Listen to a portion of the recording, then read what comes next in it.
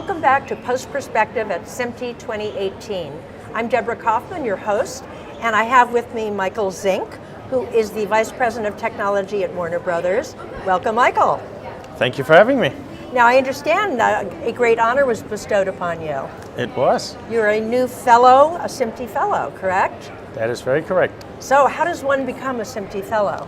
That is a good question. So it typically happens when you do a lot of work for the society and for the industry, and that's what kind of makes it a really great honor, because it's something that is bestowed on you from your peers and in recognition of all the work that you've been doing and all of the contributions you made to the society.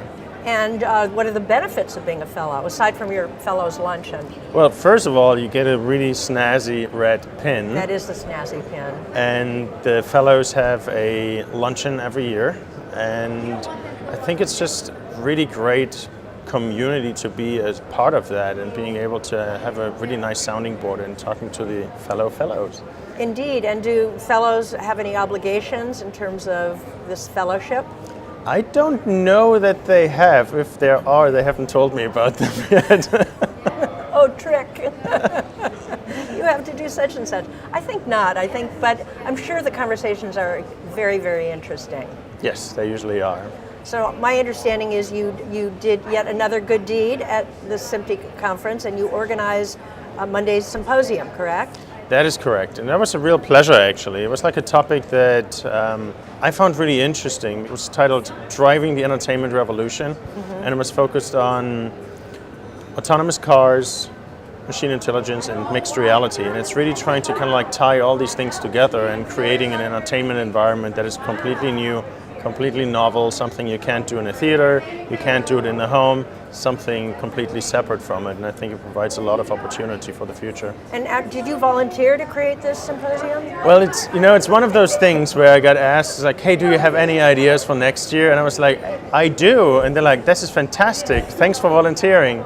So that's how it kind of worked, but at the same time it was a pleasure of doing it, because I feel it's really important to kind of like bring it to SMPTE, and I think there's a lot of things that SMPTE can do to help with that. And I know I spoke earlier today to the various president-elects and past presidents of SMPTE about their new business strategy of reaching out to areas of our industry that involve professionally produced video and audio, but aren't necessarily under the umbrella of SMPTE yet.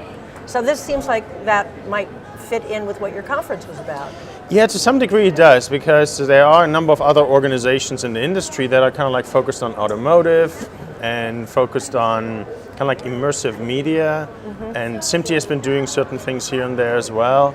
IEEE has been doing a couple of things, but this is such a new and novel space where there is no one organization that really deals with all of the complexities, and I think it's something where SMPTE can step in. SMPTE's been always very good in being at the intersection of what entertainment requires and what technology really needs. And I think this new space is just predestined for SMPTE to come in and kind of like figure out how to make it work. Well, they are so new, these different areas are so new. I mean, are there standards that are required for, producing mixed reality, for example?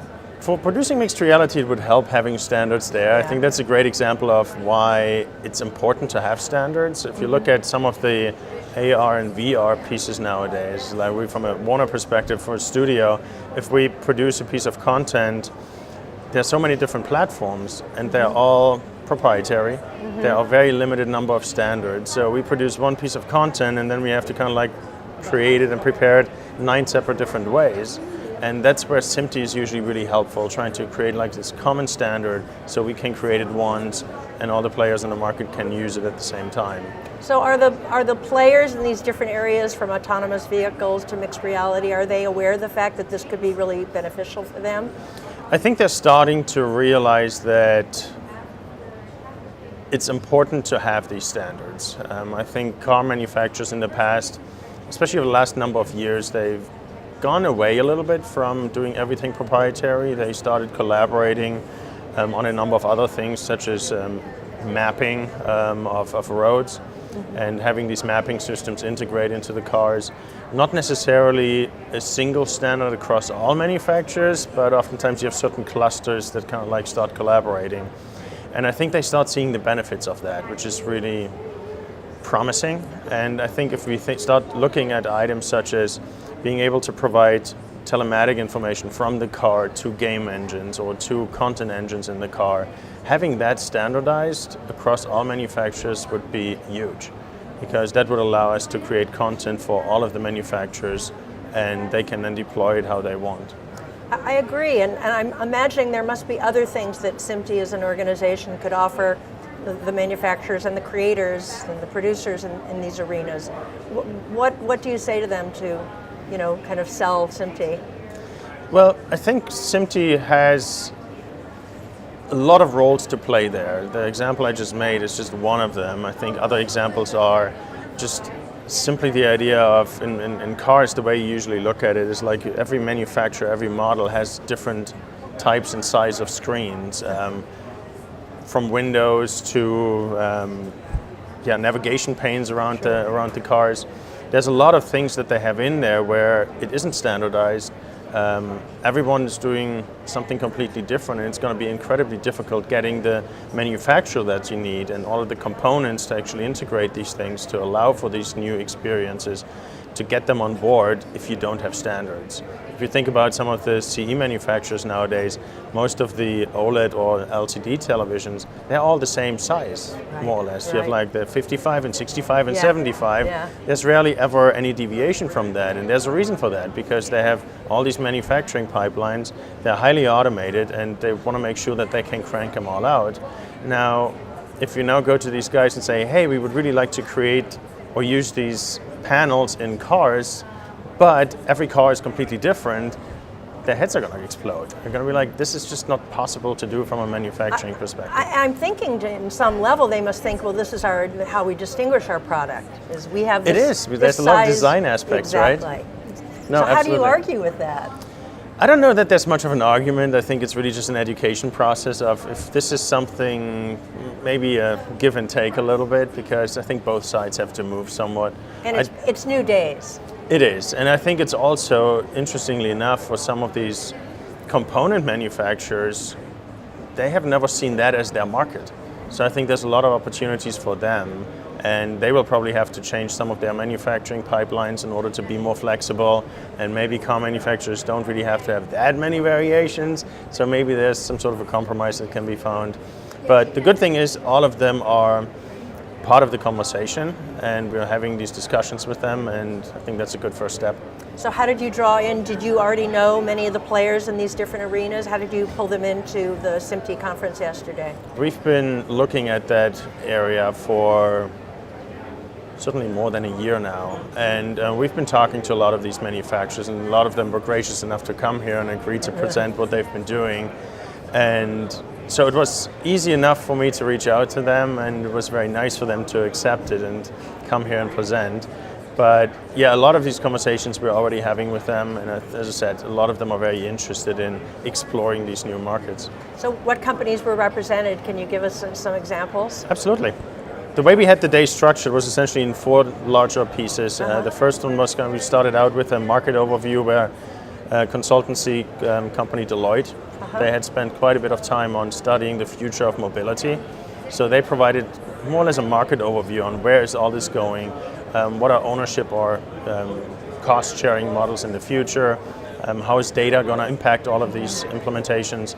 And that was followed by the keynote from Doug Davis. He's the head of the automated driving group at Intel. So he's talking a lot of their work around gathering that data and what to do with that data, and how do you actually create experiences around that to make it compelling for consumers. And the second session was all focused around content applications. When we're talking about these exciting immersive experiences, what do we mean by that? And we had great speakers from Warner Brothers, from Framestore, and from BMW Design Works that were really showing us, here are some prototypes we already did, along with some prototypes that we have in mind, and some ideas and concepts that we're currently exploring to really provide the audience an idea of, this is what we're talking about. This is what is really life-changing experiences that you can't have anywhere else right now. You could have had a whole day of these prototype experiences. You could have, right? Absolutely. No, they were, I think, very well received, and it's oftentimes it's difficult to talk about these things in the abstract, But once you see some examples, really the light bulbs go on and people are like, oh, now I get it. Now I understand why this is something So the really audience cool. also, it wasn't just that these newcomers from different worlds are finding out about SMPTE, but that SMPTE members are Correct. finding out about these new technologies that they can embrace and be part of. Exactly. No, it was Yeah. a very nicely, mutually beneficial experience. And then the whole afternoon we kind of like spent on what type of components and technology pieces do we need in order to make that happen. So we had a number of display manufacturers. We had LG Display talk about OLED and how it could be applied. We had somebody from Corning, the glass company that typically doesn't do much with SMPTE. But they were talking about, well, we could use the glass for windshields and a couple of other applications. We had people from Sony and from Panasonic, but not the typical CE manufacturer type crowd, but rather people from the AI and robotics teams, people that build these self-driving cars with entertainment experiences and are thinking about how do you design these in-cabin experiences of the future. We had somebody from Ericsson talk about 5G because somehow you need to get all that data into the car. Yeah. So that was very interesting. We've had somebody from Mercedes-Benz talk about how they are currently already using machine intelligence and artificial intelligence on kind of like helping consumers to guide through the navigation trees. How do they make their user experience a lot more pleasant, a lot better? We had somebody from Affectiva talk about how do you use biometrics, how do you sense the mood of the drivers and the consumers, and how do you potentially use that to enhance safety or to enhance the entertainment experience. And finally we had somebody from Audi that was really talking about where they're looking at in the future, how gaming could potentially be implemented, what other applications could be done. And the really interesting thing is he, at the end of the day, really called out the entire industry that it's important to collaborate, to work together in order to make that happen. And I think that's a really good jumping off point for SMPTE to follow up with that and try to invite the car manufacturers for more conversations. Well, it sounds like it was a very, very rich and full day. Very full, almost like speed dating. Yes. Did you learn new things yourself? Yes, no, we learned a lot of interesting things. Good. Okay. Are you going to save those insights for next year's symposium? I'm not sure what's going to be next year's symposium, but Are you going to raise your hand again? probably not next year.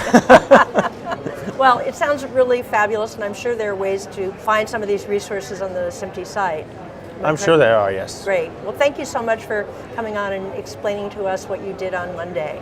Thank you so much for having me. Appreciate it. No problem.